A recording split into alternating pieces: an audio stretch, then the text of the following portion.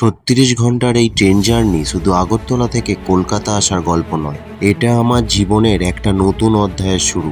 অনেক কিছুই শিখেছি, আর সেই অভিজ্ঞতা নিয়ে শুরু করতে চলেছি নিজের ব্যবসা। কিছু কিছু যাত্রা পুরো জীবনটাই বদলে দেয়।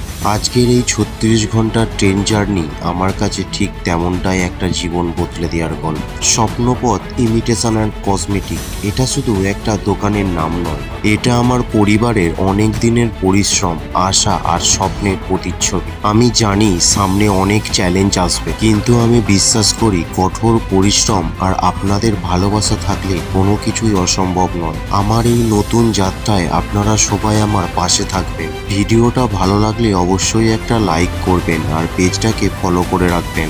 স্বপ্নপথ শুধু আমার ব্যবসা নয়, এটা আমার স্বপ্ন, আমার পরিবারের পরিশ্রম আর আপনাদের সবার ভালোবাসা। অবশ্যই কমেন্টে জানাবেন আপনারা কি পাশে আছেন।